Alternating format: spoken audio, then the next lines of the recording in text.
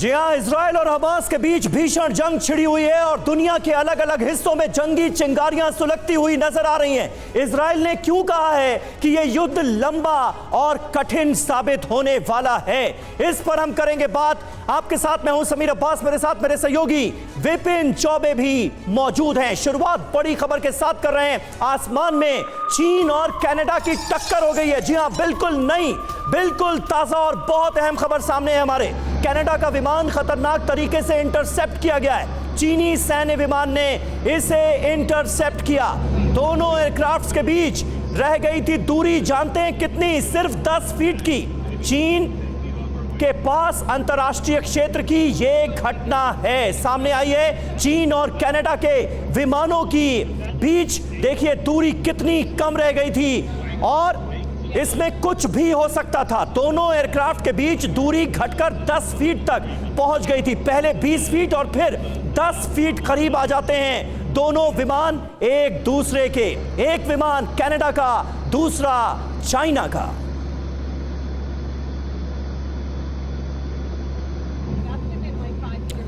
और आइए देखते हैं कि कनाडा के एयरक्राफ्ट के अंदर से एक मेजर जनरल ने क्या कुछ जानकारी दी।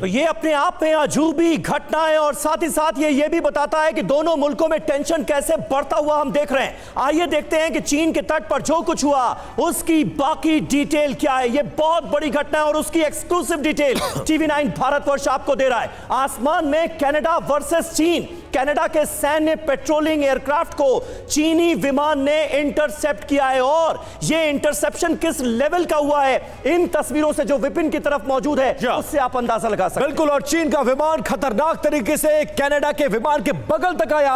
20 फीट की दूरी पर कई किलोमीटर तक उसके साथ चलता रहा। बिल्कुल, एक वक्त में दोनों के बीच की दूरी सिर्फ 10 फीट की रह गई थी। जो ऑडियो हम आपको सुना रहे हैं उसमें पायलट साफ तौर पर कह रहा है कि देखिए 20 फीट करीब आ गया, फिर वो कहता है कि अब दूरी 10 फीट की ही रह गई। बिल्कुल, और कनाडा ने साफ किया कि चीन ने आक्रामकता की सारी हदें पार कर दी हैं और आसमान में एक तरह से उसके विमान को डोमिनेट करने की कोशिश की गई। और इसमें कुछ भी हो सकता था, एक्सीडेंट भी हो सकता था। कनाडा का एयरक्राफ्ट ऑपरेशन नियॉन के तहत उड़ान भर रहा था। यह एक्सक्लूसिव जानकारी टीवी9 भारतवर्ष आपको दे रहा है। ऑपरेशन नियॉन के तहत यह मूवमेंट हुई थी। ऑपरेशन नियॉन उत्तर कोरिया के खिलाफ पश्चिम का मिशन है।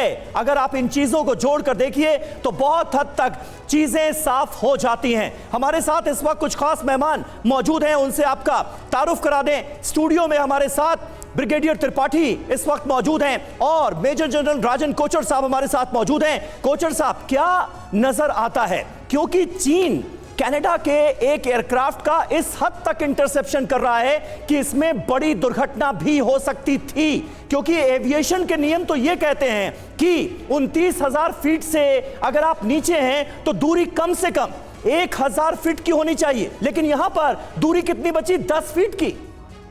सबीर, ये प्रोटोकॉल जो होते हैं, जो एयरक्राफ्ट्स के होते हैं जी, तो अगर कोई एयर स्पेस वायलेशन होता है तो उस कंट्री का जब जहाज़ टेक ऑफ अपना करता है तो उसको कम्युनिकेशन देता है दूसरे जहाज़ को कि वहीं से वापस हो जाओ, आप हमारी एयर स्पेस में आ रहे हो। तो एक इसको हम फर्स्ट वार्निंग बोलते हैं और फिर उसके बाद एक सेकंड वार्निंग दी जाती है और फिर उसके बाद अगर वो उस पर भी कोई एक्शन नहीं होता है फिर वो अपना जो है फायर कर सकता है। तो अभी ये एग्जैक्ट इंफॉर्मेशन हमको मिलनी चाहिए। ये जो इंटरसेप्शन हो रहा है दो एयरक्राफ्ट्स का, ये साउथ चाइना सी में हुआ है या इंडो पैसिफिक में हुआ है। और अगर साउथ चाइना सी में हुआ है तो चाइना का एयरफोर्स का कोई हक नहीं है वो कोई दूसरे एयरफोर्स के विमान को चैलेंज कर सके और इस तरीके से एग्रेसिव अपना पोस्चर बना सके। बिल्कुल सर, और इसी तरह से अपनी डोमिनेंस दिखाने की कोशिश की है। इजराइल जंग को लेकर ईरान ने बड़ी धमकी दे दी है। ईरानी विदेश मंत्री ने इस बार इस धमकी को दिया है, ईरान भी जंग में शामिल हो सकता है, हमारे विकल्प खुले हुए हैं, साफ किया है अपने इरादे। और ईरान शुरू से इस युद्ध में फिलिस्तीन का साथ देता हुआ नजर आ रहा है। तो क्या ईरान इस जंग में शामिल होने जा रहा है? ईरान के विदेश मंत्री जवाब में कहते हैं कि हमारे लिए सभी विकल्प खुले हैं। यह बहुत बड़ी बात है। ईरान शुरू से ही इजराइल का दुश्मन रहा है। ईरान हमास को भड़काने और हथियारों से भी मदद करता रहा है। ईरानी विदेश मंत्री के ताजा बयान से इस युद्ध का एक्सटेंशन तय माना जा रहा है। आइए समझते हैं कि ईरान इस युद्ध में शामिल हुआ तो क्या होगा। क्या ईरान युद्ध में शामिल होगा? ईरान के जंग में शामिल होते ही पूरा मिडिल ईस्ट जंग की चपेट में आ जाएगा विपिन। और शुरुआत से बेशक अभी शामिल ना हुआ हो, लेकिन समर्थन देता रहा है लेबनान, इराक, सीरिया, जॉर्डन समेत कई कट्टर देश इस जंग में खुलकर आ सकते हैं ईरान के शामिल होने के बाद समेत। बिल्कुल, ईरान जंग में शामिल हुआ तो अमेरिका और यूएन के लिए हालात को संभाल पाना बहुत मुश्किल हो जाएगा। एक मजबूत देश अगर आकर हमास के साथ खड़ा हो जाए, फिलिस्तीन के साथ खड़ा हो जाए, तो सिरदर्दी और बढ़ जाएगी। और जिस तरह से जंग हो रही है, जिस तरह से इजराइल जवाब दे रहा है, उसको लेकर रुख भी अपना साफ किया और कहा कि इजराइल जो कर रहा है वो नरसंहार और युद्ध अपराध से कम नहीं है। ईरान ने अपने इरादे साफ कर दिए। बिल्कुल, और हिजबुल्लाह आक्रामक हुआ तो इजराइल में भूकंप आने से कोई रोक नहीं सकता, यह कह दिया है ईरान ने। वो हिजबुल्लाह जो लेबनान की धरती से लगातार इजराइल को निशाना बना रहा है, ईरान के ही कहने पर। और सीरिया भी इस युद्ध में कूदता हुआ नजर आ रहा है और इस मौके का फायदा ईरान इजराइल से पुरानी दुश्मनी निकालने में कर सकता है। इसीलिए विदेश मंत्री ने साफ कर दिया कि हमारे सामने सारे विकल्प खुले हुए हैं। बिल्कुल, ईरान के जंग में शामिल होने से एटमी हथियारों के इस्तेमाल होने का खतरा भी निस्संदेह बढ़ जाएगा। इसीलिए वो बहुत खतरनाक स्थिति होगी, ये कहा जा रहा है। और देखिए, इस तरफ ये जंग चल रही है, वहां पुतिन और शी जिनपिंग की मुलाकात, और ईरान जंग में शामिल हुआ तो रूस और चीन, जिसकी हम चर्चा कर रहे थे, पर्दे के पीछे और भी सक्रिय हो सकता है। और ये मुलाकात इस वक्त चाइना में हो भी रही है। बिल्कुल, और हमारे साथ तमाम खास मेहमान इस वक्त मौजूद हैं। ब्रिगेडियर डीएस त्रिपाठी, किस तरह से आप ईरान की भूमिका को देखते हैं? क्योंकि एक थॉट जहन में बार बार हर किसी के यह भी आ रहा है कि ईरान को पता था कि हमास के जरिए अगर इजराइल पर हमला करवाया जाएगा तो इसका अंजाम क्या हो सकता है, लाखों फिलिस्तीनियों की जान भी जा सकती है। उसके बावजूद भी हमास की इस करतूत को सपोर्ट किया गया। आगे क्या खुलकर जंग भी लड़ सकता है ईरान क्या? समीर, देखिए, इजराइल और ईरान के बीच की दुश्मनी तो कई सालों से चल रही है जी। और ईरान काफ़ी पहले से कहता आ रहा है कि इजराइल ने ही उसके जो न्यूक्लियर एस्टेब्लिशमेंट्स हैं उस पर उसने साइबर अटैक किया, उनको इनइफेक्टिव किया।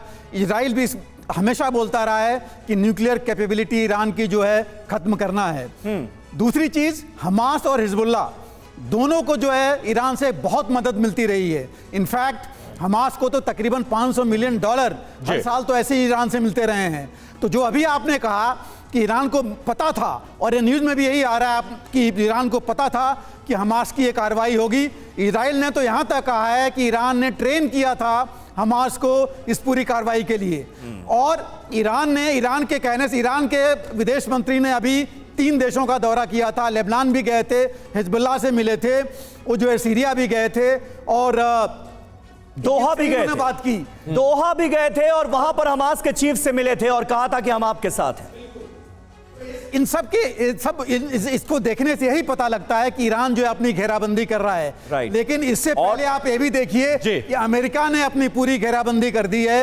मतलब दोनों तरफ से, त्रिपाठी सर, दोनों तरफ से घेरेबंदी करने की कोशिश की जा रही है और युद्ध के मोर्चे पर अलग अलग वॉर सेंटर्स बनते हुए नजर आ रहे हैं। इस बीच देखिए, एक बड़ी खबर आ रही है। ईरानी विदेश मंत्री अब्दुल्लायन का एक और बड़ा बयान सामने आया है। इजराइल को नहीं रोके तो हमारे लिए खतरनाक होगा। फास्फोरस बम से इजराइल में तबाही मचाएगा ईरान, यह अपना रुख साफ किया है।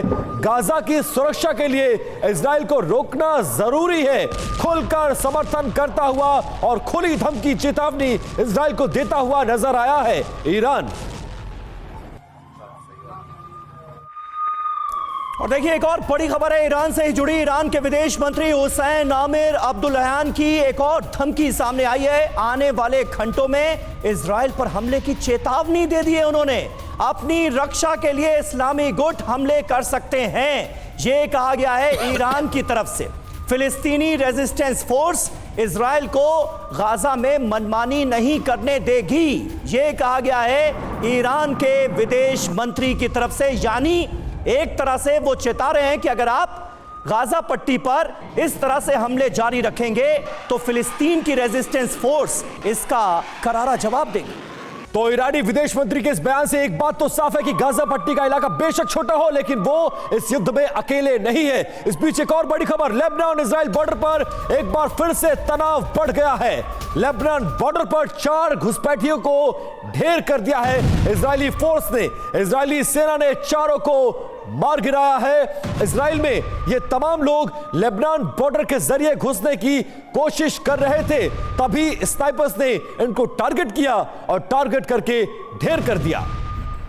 बड़ी खबर का रुख कर लेते हैं। गाजा में इजराइल ने एक बार फिर से बम बरसाए हैं। हमले की ताजा तस्वीरें सामने आई। हमले की यह तस्वीर अभी कुछ देर पहले की है, जिसमें गाजा के इलाके को पहले खाली करने की धमकी दी थी इजराइल ने, और उसके बाद बमबारी खत्म हुई तो युद्ध के 11वें दिन इस तरह से बड़े हमले किए गए हैं। और तस्वीरों में देखिए कितना घनी आबादी वाला इलाका, और उसमें रॉकेट से अटैक किया गया है, ऊपर से बम बरसाए गए हैं, एयर स्ट्राइक इसे कहा जा रहा है। और इसके बाद पूरा आसमान धुएं के गुबार से भर गया। बड़ी क्षति और बड़ी हानि इस हमले में होने की आशंका है। बिल्कुल लेटेस्ट विजुअल्स सिर्फ TV9 भारतवर्ष पर।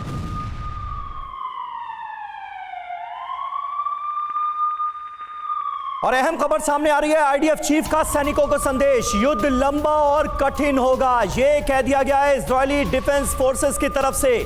चीफ दरअसल अपने सैनिकों को लंबे युद्ध के लिए तैयार कर रहे हैं। इस संदेश के जरिए हमास को नेस्तनाबूद कर देंगे, पूरी तरह से खत्म कर देंगे, बर्बाद कर देंगे, यह कहा गया है आईडीएफ चीफ की तरफ से। हमारे साथ तमाम खास मेहमान इस वक्त मौजूद हैं। ब्रिगेडियर त्रिपाठी, आईडीएफ साफ तौर पर यह कह रहा है कि यह युद्ध लंबा चलेगा, कठिन तो नजर आ ही रहा है यह युद्ध, क्योंकि अब अगली लड़ाई गाजा पट्टी के अंदर लड़ी जाएगी। ग्राउंड ऑपरेशन में बहुत सारे चैलेंजेस सामने होंगे आईडीएफ के, लेकिन यह युद्ध लंबा खिंचेगा, यह क्यों कहा जा रहा है, इसके पीछे क्या रीजन आप देखते हैं? बिल्कुल समीर, देखिए गाजा पट्टी में हमको पता है कि कितना बिल्टअप एरिया है, कितना क्लोज है वहाँ, कितना घनत्व है आबादी का, इतनी बिल्डिंग्स बनी हुई हैं। दूसरा, उसमें ढूंढना कि कहाँ पर हमास है, कहाँ पर इनके लड़ाके हैं, वो बहुत मुश्किल है, बहुत लंबा काम है।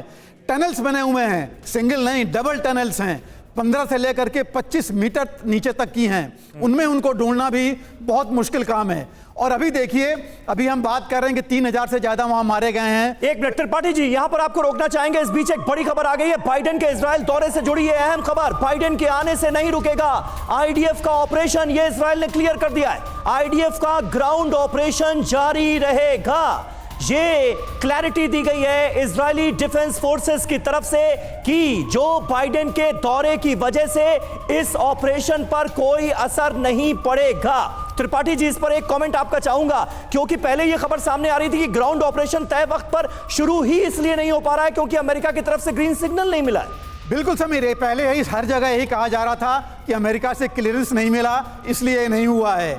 तो इसकी 2 क्लैरिफिकेशन आई। एक जॉन किर्बी ने बताया था, स्पोक्सपर्सन ने अमेरिका में, ये जो है हमारा कोई उस पर रोक नहीं है आईडीएफ के ऊपर। दूसरा, अभी अमेरिका में बिडेन के आने से पहले उन्होंने अपनी ग्राउंड, एयर और सारी स्थिति इतनी मजबूत कर ली अमेरिका ने कि उससे बिडेन की यात्रा पर कोई फर्क नहीं पड़ने वाला है। और एक संदेश बहुत जरूरी है अमेरिका की तरफ से दुनिया को जाना, खासकर अरब देशों को, कि ये कोई और हिमाकत नहीं करें, क्योंकि अगर अमेरिका के राष्ट्रपति खुद वहां पर जा रहे हैं तो अमेरिका वहां कितनी। बिल्कुल ठीक है। और अमेरिका के चीफ पहुंच रहे हैं, राष्ट्रपति का दौरा, और उसको लेकर इजराइल में हलचल बढ़ गई है। अमेरिका के भी इजराइल जंग में कूदने का खतरा अब महसूस हो रहा है। पेंटागन ने सैनिकों को जरूरी निर्देश दे दिए हैं। इजराइल में अमेरिका 2000 सैनिकों को तैनात कर सकता है। यह भी फैसला इस दौरे के बाद लिया जा सकता है।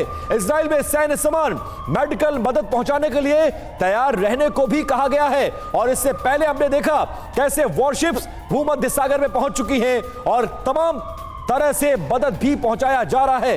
राजन कोचर सर, वापस लौटूंगा सर आपके पास। बिल्कुल, और राजन जी मैं आता हूं आपके पास। इस बीच बड़ी खबर आ रही है, अमेरिका के टॉप कमांडर इजराइल पहुंच गए हैं। जनरल माइकल कुरिला इजराइल पहुंच गए हैं। इजरायली सेना के साथ जनरल कुरिला की बैठक होगी। जंग को लेकर रणनीति बनाने पर मंथन होगा। बंधकों की रिहाई के लिए भी बनेगी रणनीति। और यकीन जानिए, बंधकों की रिहाई ये इस वक्त बहुत बड़ी चुनौती है इजरायली डिफेंस फोर्सेस के सामने, क्योंकि बंधक कहां पर हैं इसके बारे में कोई जानकारी है नहीं। और इजराइल की तरफ से जो अटैक हो रहे हैं उसमें कई बंधकों की मौत का दावा हमास की तरफ से किया गया है। और देखिए क्या है अमेरिका का प्लान, ये जरा हम आपको समझा देते हैं। अमेरिका की युद्ध नीति को समझिए। इजराइल में 2000 अमेरिकी सैनिकों की तैनाती की योजना है। 2000 अमेरिकी सैनिक इजराइल में तैनात होंगे। सैनिकों को संभावित तैनाती के लिए तैयार रहने को कह दिया गया है। सैन्य, मेडिकल और रसद मदद के लिए सैन्य तैनाती के निर्देश दिए गए हैं। मिडिल ईस्ट में अमेरिकी युद्धपोत की तैनाती की जा चुकी है। इजराइल की समुद्री सीमा के पास एक और एयरक्राफ्ट कैरियर की भी तैनाती की गई है। यानी एक तरह से पूरी घेरेबंदी में जुटा हुआ है अमेरिका। यूएसएस बटन युद्धपोत पर अमेरिका के 2400 मरीन कमांडर तैनात हैं। इजराइल को मदद की जरूरत पड़ी तो एक्शन में आ जाएंगे ये अमेरिकी युद्धपोत। अमेरिका के सैन्य दखल से ईरान समेत कई देशों का भड़कना तय है।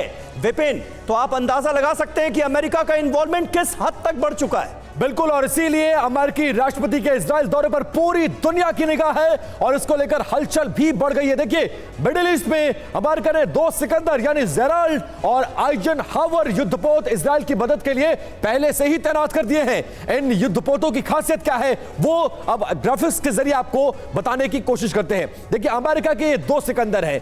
युद्ध का ये मंजर बदलने में बिल्कुल सक्षम है। जेराल्ड और आइजनहावर इन्हें कहा जा रहा है। अब इनकी क्षमता की बात करिए। देखिए, लंबाई, एक की लंबाई 337 मीटर है जबकि दूसरे की लंबाई 332 मीटर है। वजन की बात करें तो 1 लाख टन और दूसरे का 1,16,000 टन। गति की अगर बात करें तो 55 किलोमीटर प्रति घंटा एक की है जबकि दूसरे की जो गति है वो भी 55 किलोमीटर प्रति घंटा ये चलता है। किस किस चीजों को लैस करके चल सकता है और क्या क्या ले जाने में सक्षम है। विमान वाहक, लड़ाकू विमान दोनों ले जाने में सक्षम है। इसके साथ अटैकिंग हेलीकॉप्टर्स दोनों ले जा सकते हैं। बम वर्षक विमानों को भी साथ में ये ले जा सकते हैं। इतने बड़े कैरियर्स हैं। हथियारों की अगर बात करें तो क्रूज मिसाइल, सी स्पैरो मिसाइल ये भी ले जा सकते हैं। तो अमेरिका खुलकर मदद कर रहा है और इसका असर पूरी दुनिया में दिखेगा। राजन कोचर सर, इसी सवाल पर आना चाहता था। अमेरिकी प्रेसिडेंट का ये दौरा, ये मदद क्या कुछ कहानी बयां करता है और पूरी दुनिया की जियोपॉलिटिक्स पे क्या असर डालेगा, आपको क्या लगता है?